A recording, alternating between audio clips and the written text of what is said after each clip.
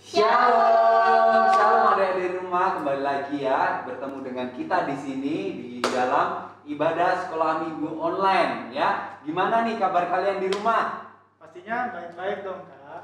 Sehat dong. Ya, kakak harap di sini kalian baik-baik dan sehat terus ya di rumah ya. Nah, sebelum kita mulai, kakak harap kalian juga tetap semangat ya meskipun kalian di rumah dan tetap fokus untuk mendengarkan firman Tuhan yang nanti akan disampaikan. Betul. Nah, adik-adik, hari ini kalian akan ditemani oleh saya sendiri, Kak Vincent, Kak Pauline. Kak Semi. Nah, kita yang akan temani kalian dari awal sampai selesainya ibadah ini. Iya, betul sekali. Hari ini temanya apa nih Kak? Apa ya? Temanya adalah Nehemia. Nah, sebelum kita mulai ibadah kita, apa aja yang perlu kita siapkan untuk mengikuti ibadah online hari ini? Seperti Kakak-kakak. biasa, harus siapkan Alkitab buat adik-adik yang sudah bisa membaca. Nah, nggak boleh sambil tidur-tiduran ya.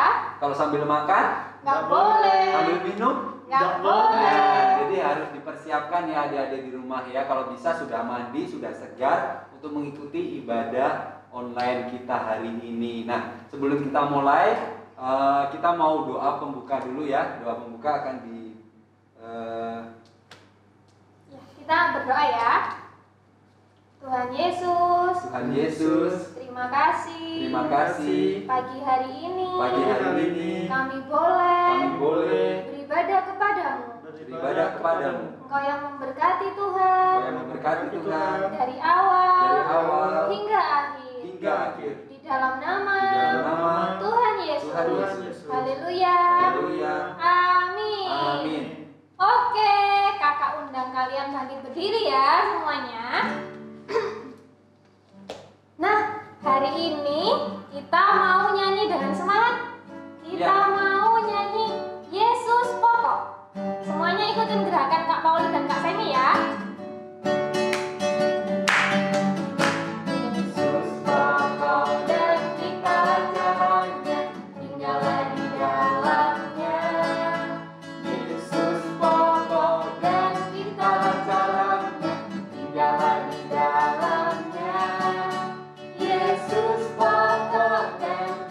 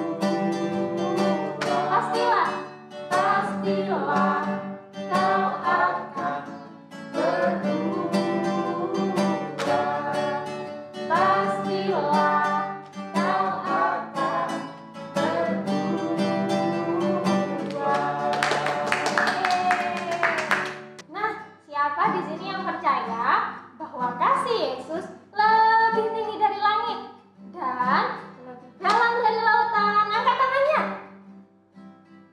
Nah, kita mau nyanyi setinggi-tingginya langit.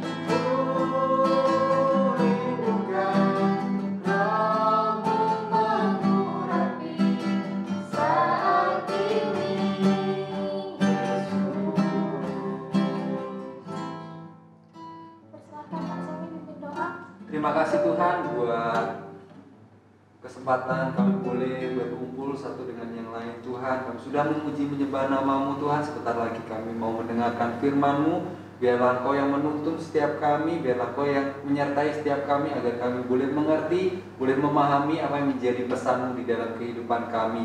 Kami serahkan semuanya ke dalam tangan-Mu, biarlah kami boleh fokus, kami boleh hanya memandang Engkau Tuhan di dalam hidup kami. Kami serahkan semuanya ke dalam tangan-Mu di dalam nama Tuhan Yesus. Haleluya. Amin.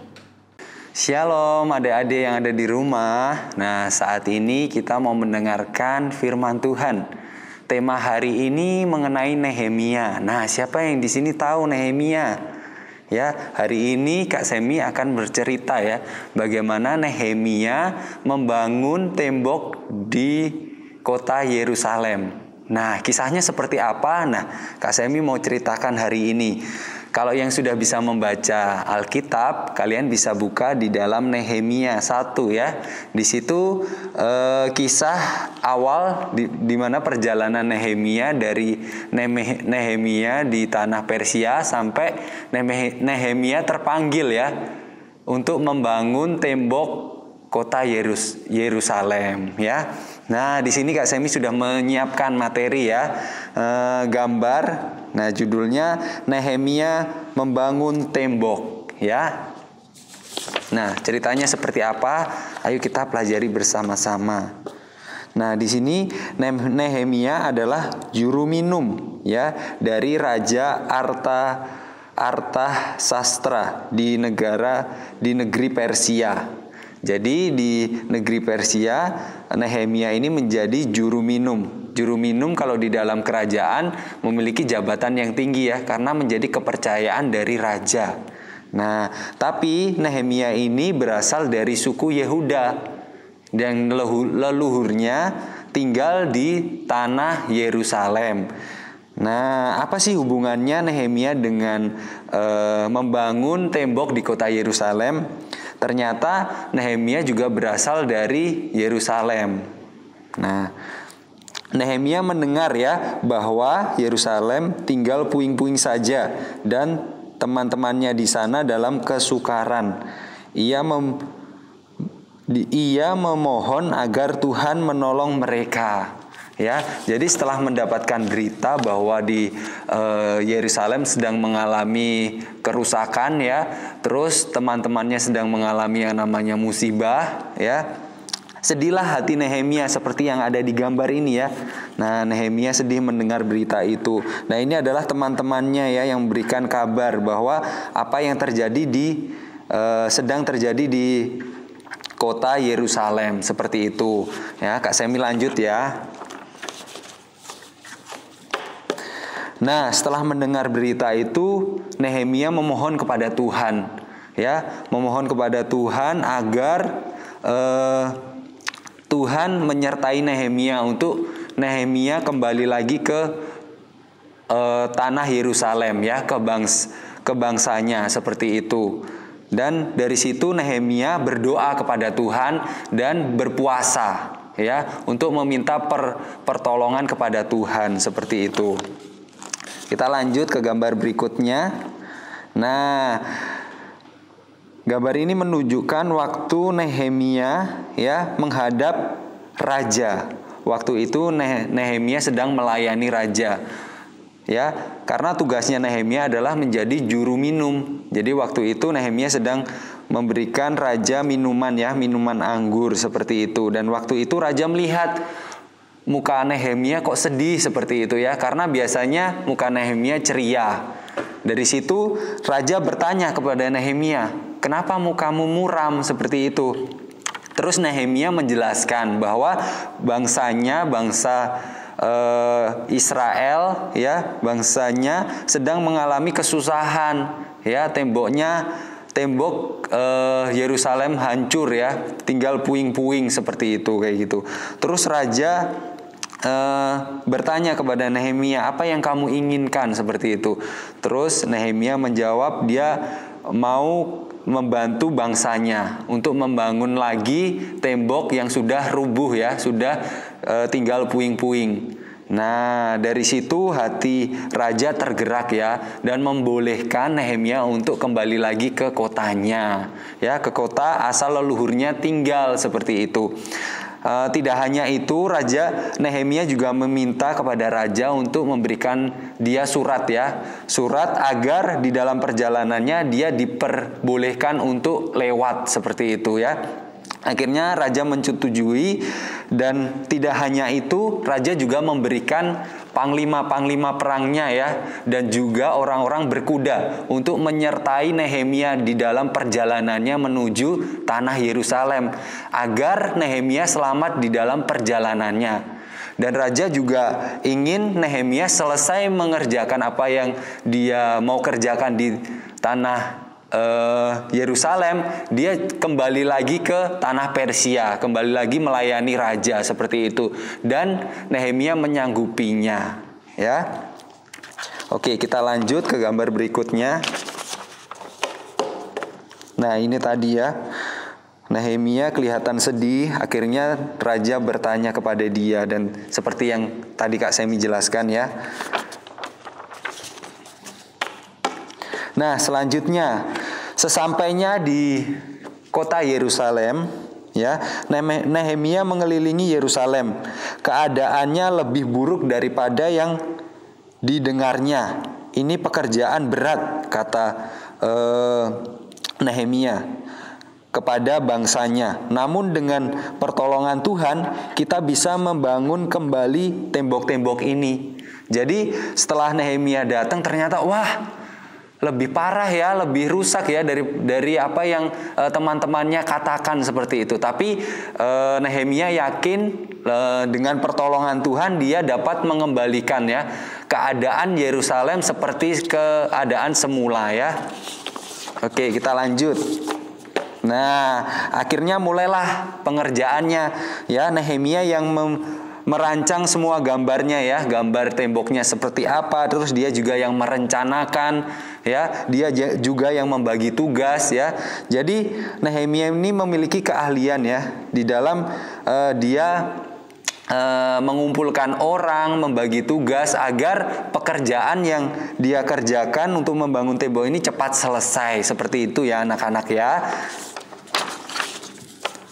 Oke, selanjutnya, mereka bekerja berkelompok, ya, atau bersama dengan keluarganya memperbaiki gerbang kota lebih dulu, ya. Gerbang kota lebih dulu. Mereka memperbaiki gerbang domba yang pertama, ya. Terus selanjutnya gerbang ikan. Terus gerbang sampah dan gerbang-gerbang lain. Lalu tembok kota mulai dibangun kembali. Jadi yang pertama Nehemia lakukan, dia membangun yang namanya gerbang. Dari gerbang domba, kalau kalian bisa baca di dalam Nehemia 3, ya. Dan itu yang pertama yang dia perbaiki adalah pintu gerbang domba, sampai memperbaiki pintu gerbang pendaftaran, dan akhirnya kembali lagi ke pintu gerbang domba. Ya, setelah pintu gerbangnya diperbaiki, barulah temboknya dibangun, ya. Temboknya dibangun. Begitu cara Nehemia memperbaiki tembok kota Yerusalem.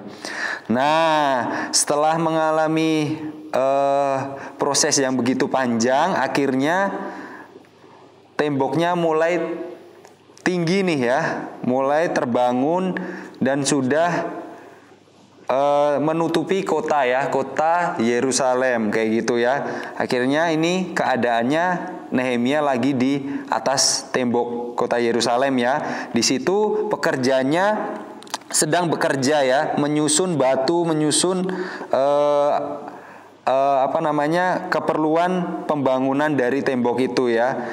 Jadi selain mereka bekerja, mereka juga tetap waspada, karena di sekeliling kota Yerusalem banyak orang-orang, banyak musuh dari Nehemia, ya, yang tidak suka atau tidak mau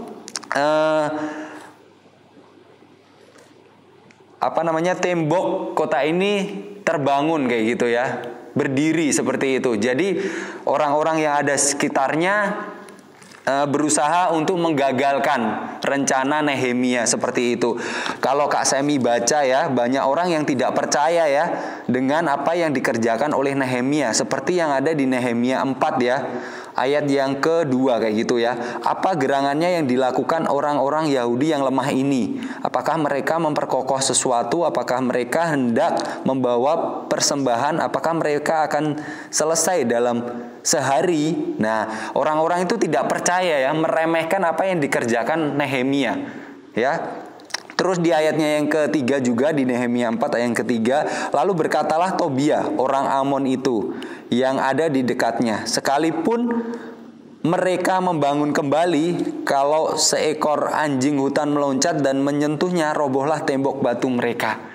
Jadi di sini Tobia mengejek Nehemia kayak gitu ya, dengan mengatakan, wah kalau ada anjing hutan yang meloncat, temboknya pasti rubuh seperti itu. Tapi dari semua perkataan yang dilontarkan kayak gitu ya, dikatakan Nehemia tetap dengan tujuannya ya, untuk terus membangun tembok kota Yerusalem tanpa mendengarkan apa yang dikatakan orang-orang yang ada di sekitarnya seperti itu ya.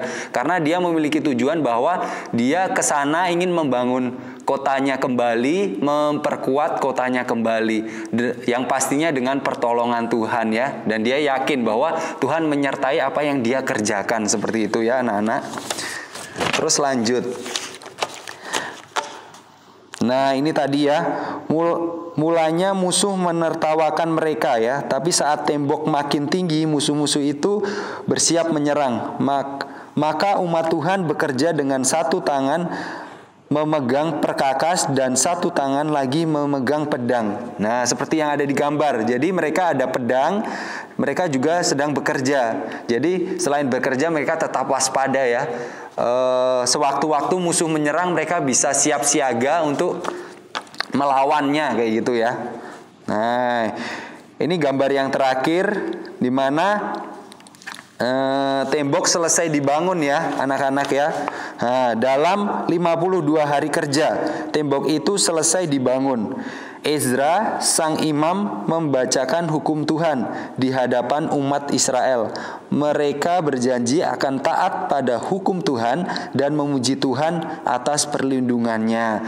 Dan akhirnya tembok kota Yerusalem berdiri ya anak-anak ya, dalam waktu 52 hari kerja. Dan mereka berjanji akan taat pada hukum Tuhan dan memuji Tuhan atas perlindungannya. Dari sini kita belajar ya dari kisah Nehemia, di mana dia percaya kepada Tuhan ya anak-anak ya. Dia memiliki hati yang belas kasihan ya anak-anak ya, di mana saat dia mendengarkan kesusahan bangsanya, bangsa leluhurnya, di mana leluhurnya tinggal, dia tergerak hatinya dan terpanggil untuk kembali lagi untuk membantu dan menolong kayak gitu ya. Bukan karena kekuatannya ya Nehemia bisa berhasil membangun temboknya, tapi berkat pertolongan Tuhan di dalam kehidupan Nehemia. Karena Nehemia ini adalah orang yang takut akan Tuhan dan percaya kepada Tuhan kayak gitu ya. Nah, mari anak-anak ya, kita belajar bersama-sama, kita miliki hati seperti Nehemia, di mana kita harus kita harus menyerahkan ya apapun yang kita lakukan, apapun yang kita kerjakan ya, di dalam sekolah kita mungkin ya, di dalam kita mengerjakan tugas, di dalam setiap ujian kita ya di sekolah seperti itu ya.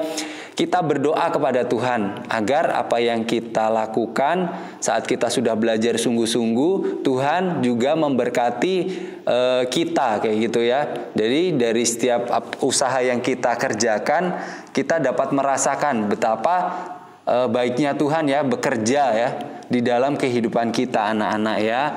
Jadi firman Tuhan sudah selesai ya anak-anak ya. Firman Tuhan sudah selesai. Kak Semi mau tutup dalam doa. Biarlah semoga ya kalian bisa mengerti dan memahami ya kisah Nehemia, di mana di dalam dia membangun tembok banyak hal yang dia alami kayak gitu ya. Dan kita sama-sama belajar miliki hati seperti Nehemia, takut akan Tuhan, percaya kepada Tuhan ya. Kak Semi tutup dalam doa.